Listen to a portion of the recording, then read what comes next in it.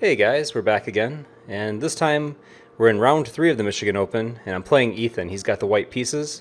The game began with 1d4, and after the failed Carl Khan attempts, I decided to try a little bit different stuff like we'd seen with Cyrus Lakdawala, the b6 stuff, so I played b6, e4, bishop b7, knight to c3, e6, bishop b4, and through here it all felt pretty good. I was like, okay, this all seems, familiar.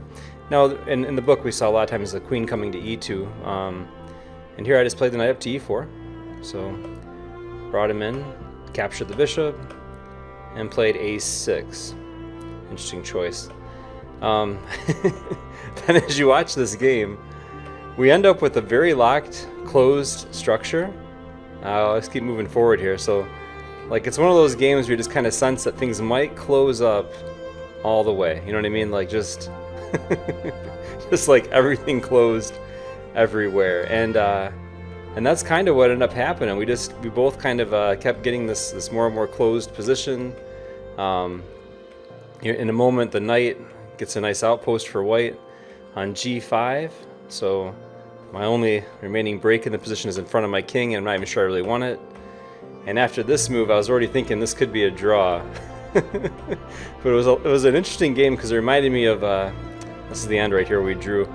It reminded me of these old games I used to play when I was much younger, and it reminded me that you have to be accurate, you have to press, you can't just be complacent and like push pawns to squares without thoughts. In an effort to maybe be safe, I think I lost a chance to have an opportunity to win. So good game to Ethan. It was a nice draw.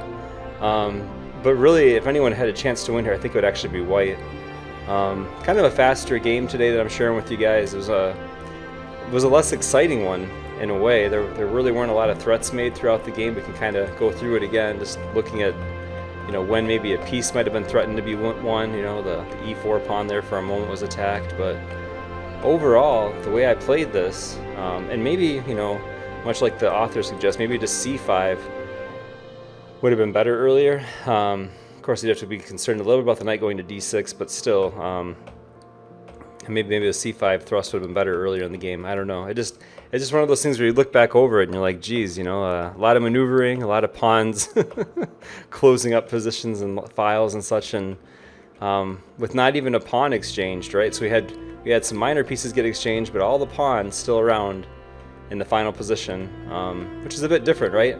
Not very often you have 16 pawns in a draw, but here we are, outside of like master games with like the memorized draws that they play for, right? So hopefully you guys enjoyed this game. Maybe the lesson here is like, again, play accurately. Be careful that if you're playing in an effort to kind of close the position down on one side of the board so you can play on the other, make sure that play is coming. Make sure king maybe isn't over there. But overall, a fun game. Just wish, would have been a little bit more of a fighting battle from both sides, right, than this kind of quiet draw. But who knows, maybe round 3 of 7, it was kind of nice to have a quieter game in the middle of this event. So we'll see you guys next time for round 4. Bye, guys.